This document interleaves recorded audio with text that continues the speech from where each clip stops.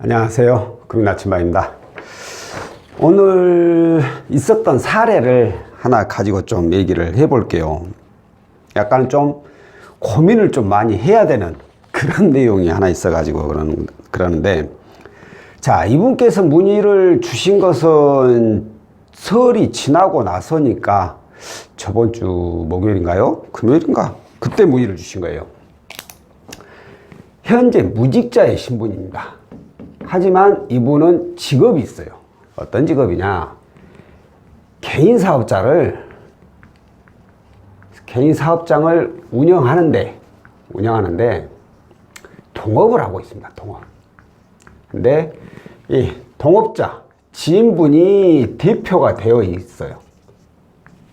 본인은 그냥 빠져 있는 거죠. 그러니까 서류상으로는 그냥 무직자에 속한 거예요.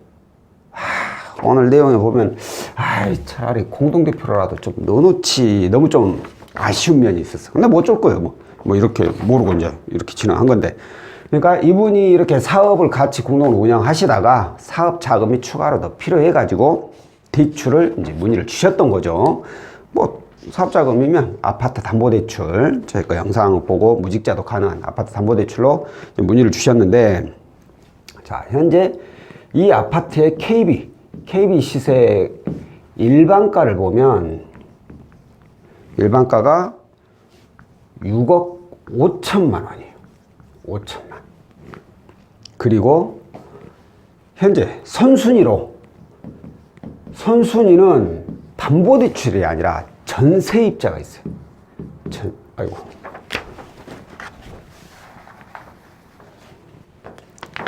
전세가 있어요. 이 전세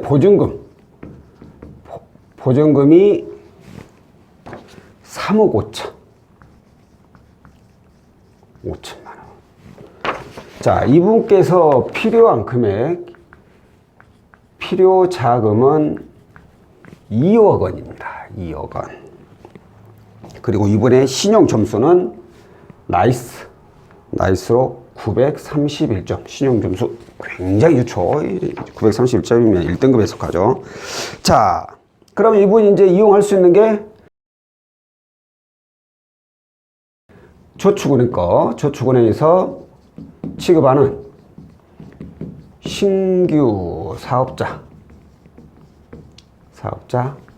아파트 후순위 담보대출이라는 상품을 이용하게 됩니다. 그런데 여기서 문제가 하나 있죠. 저축은행 2금융권이죠. 현재 1금융권, 2금융권 모든 금융사는 전세입자가 있을 경우에, 세입자가 있는 경우에는 세입자 동의가 필수입니다. 필수. 세입자가 동의를 안 해주면 죽어도 대출 못 나갑니다. 근데 이분은 세입자하고 얘기를 했다고. 세입자가 동의를 해주기로 했다. 그래가지고 그러시냐고. 그래가지고 이제 이분이 가는 금액을 따져보니까 2억 원이면 어디가 적었냐? 필요자금 2억 원이면 LTV 85%에 속합니다. 85%에 속해가지고 2억 원을 이용할 경우 금리가 8.4%가 적용이 돼요. 담보대출인데 금리 존나 비싸네 라고 하실 수 있는데, 맞습니다. 높긴 높아요. 근데 높은 이유를 제가 굳이 따진다면, 얘기를 한다면, 저축은행 2금융권이잖아요. 일단 2금융권이라는 것 자체가 1금융권에 비하면 금리가 더 높게 형성이 되죠. 거기다가 이분이 기사업자가 아니라 신규 사업자예요. 원래 사업자를 운영하고 있는 분, 기존에 진짜 개인 사업자나 법인 대표인 분들은 금리가 이보다 더 다운이 됩니다. 근데 어찌 보면 이분은 대출을 받기 위해서 만드는 사업자잖아요. 그러다 보니까 기사업자에 비해서 금리가 또 좀 더 높습니다. 그래서 이 신규 사업자 아파트 담보대출 상품은 일부 저축은행에서밖에 취급 안 해요. 모든 저축은행이 다 취급하는 거 아니에요. 그러다 보니까 금리가 좀 더 높긴 하지만 울며 겨자 먹기 식으로 이용하실 수밖에 없는 상황이에요. 다들 또 알고 계신 내용이고 어쩔 수 없이. 그래서 이렇게 이용을 하기로 하고, 서류 준비를 착착착착착 진행해서 계약서를 오늘 진행을 만나서 상담을 하기로 했습니다. 진행을 하기로 했어요. 그런데 갑자기 청천벽력 같은 소리가 났어요. 뭐냐? 여기 있는 전세입자가 갑자기 동의를 못 해주겠다. 이렇게 나와버린 거예요. 이유는 모르겠어요. 근데 우리가 지금까지 이렇게 세입자가 있는 경우에 진행을 하다가 부결 중간에 이렇게 보류가 되는 경우는 대부분 이렇게 세입자가 동의를 갑자기 바꿔버리는 거예요. 무동의로. 그 이유가 대부분이 그냥 처음에는 아무 생각 없이 집주인 이렇게 나 할 거니까 동의 좀 해주라고 하면 예 했다가 여기저기 이제 알아보니까 오메 이러다가 이 집주인이 못 갚아버려 이 집 날라가면 내 보증금 어떻게 되는 거 아닌가 막 이런 걱정이 앞서는 거예요. 그래서 주변에서 그거 동의 안 해줘도 돼. 뭐하게 동의해줘 괜히 불안하게 이런 소리 딱 듣고 나니까 생각이 이제 바뀌어버린 거죠. 대부분 그런 경우가 많아요. 이분도 그랬는지는 제가 모르겠는데 참 어찌됐든 갑자기 무동의 동의를 못 해주겠다라고 마음을 바꿔버린 거예요. 세입자가. 채무자도 뻥쳤지만 저희 역시도 뻥치는 거죠. 그동안에 헌일한 거니까. 근데 이 채무자는 이 2억 원을 쓰기로 이미 계획을 다 잡아놔 버렸어요. 안 쓸 수 없는 상황이 벌어졌다? 그런가요? 쓸 수밖에 써야 돼. 꼭 2억 원을 만들어야 되는 상황이 벌어져 버렸어요. 그래서 추가로 그러면 이제 여기까지는 어쩔 수 없다. 이건 방법이 없다. 세입자가 동의를 해주지 않으면 금융사에서는 더 이상 이용이 어렵습니다. 다만 이제 방법 어떻게 해서도 이 돈은 구해야 되니까 이 경우에는 이제 세입자 무동의 상품이 있어요. 세입자 무동의 동의 없이 가능한 건데 아까 제가 그랬죠. 금융사에서는 그쪽으로 세입자 동의 없으면 못 받는다고. 맞아요. 여기서는 안 돼요. 대부업에서 가능한 방법이 있습니다. 특히나 또 대부업에서도 이 신규 사업자 똑같이 아파트 후순위 담보대출을 취급하는 곳들이 있습니다. 담보대출. 그러니까 국가에서 정부에서 많이 제재를 하잖아요. 그러니까 이 대부업체 얘네들도 예전에는 사업자 없이도 그냥 해줬었는데 지금은 혹시라도 모를 일을 미리 막기 위해서 지금은 대부업체에서도 신규 사업자를 내는 조건으로 해주는 경우가 많습니다. 다만 이제 아무래도 금융사에서 신규 사업자로 취급하는 거하고 대부업체에서 신규 사업자로 취급하는 거하고는 조금은 더 원활하게 진행이 돼요. 대부업체가. 그러니까 진행 속도가 좀 더 빨라요. 이것저것 크게 따지지 않고 일단 사업자만 내가지고 빨리 진행할 수 있어요. 시간적으로 많이 좀 단축이 되죠. 자, 그래서 여기에다가 확인을 해본 결과 어떻게 나오느냐. 가능해. 여기는 뭐 LTV 그런 거 없어요.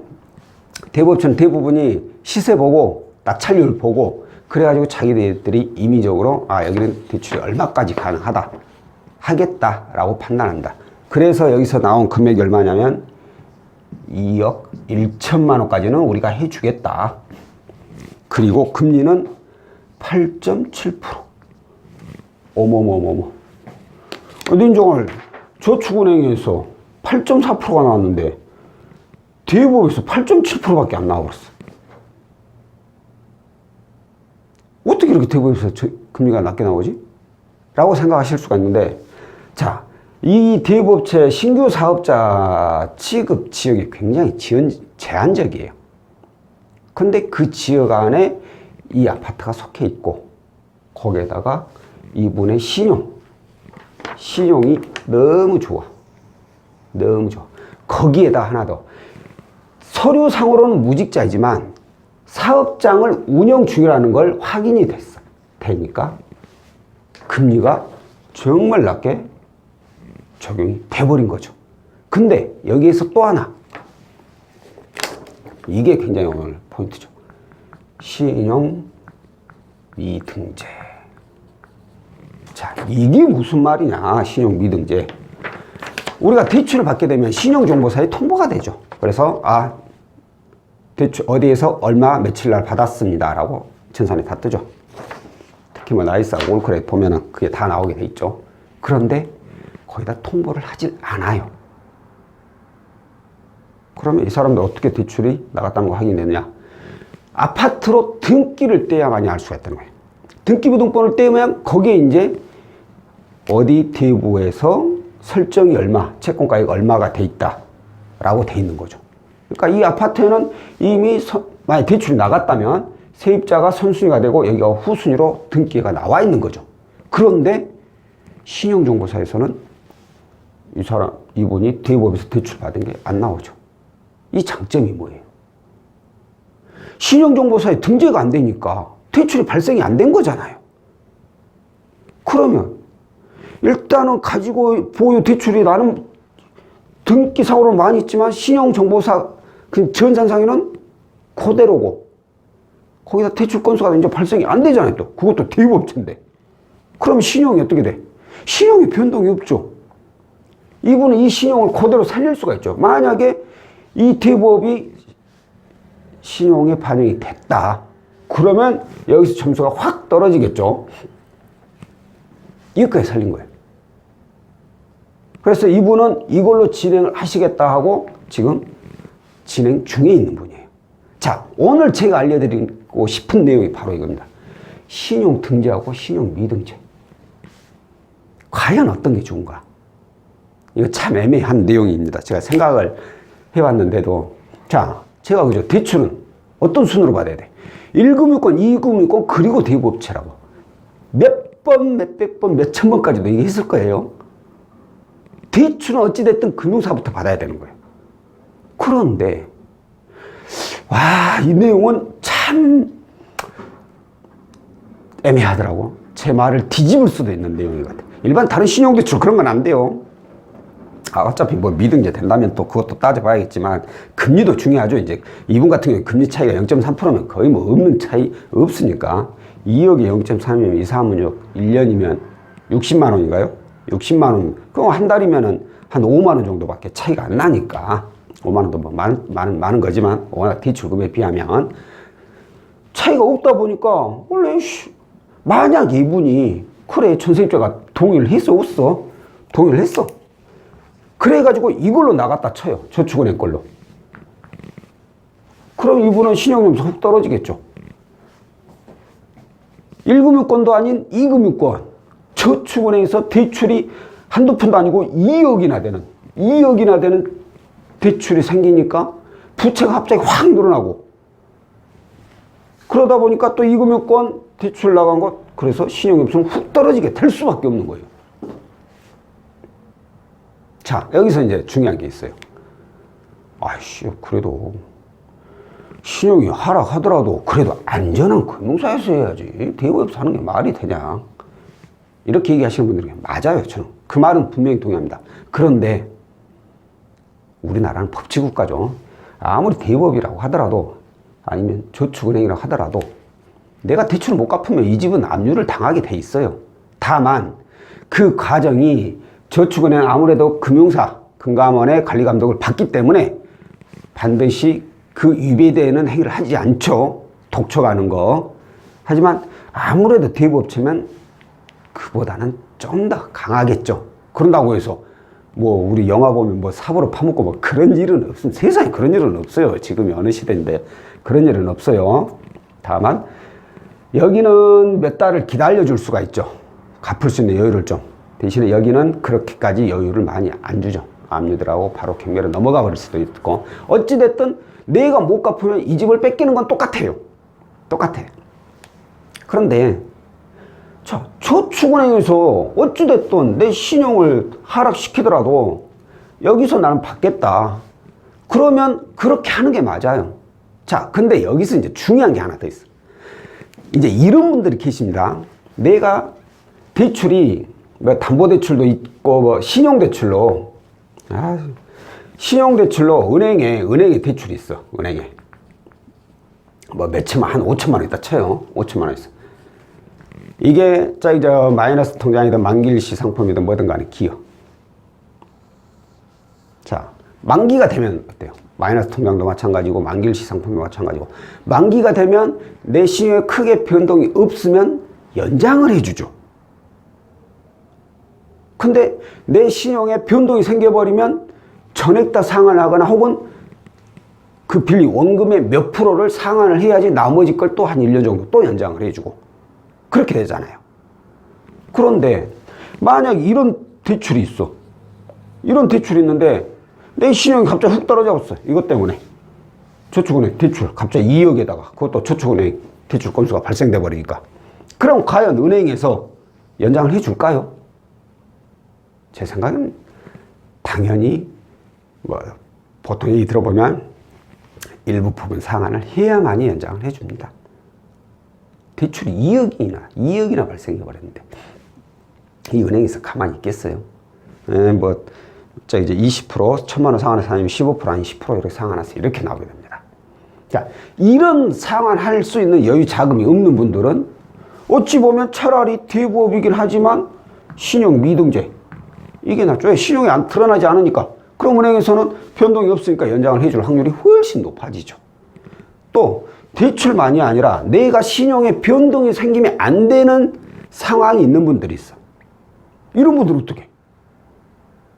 이분들도 마찬가지잖아요.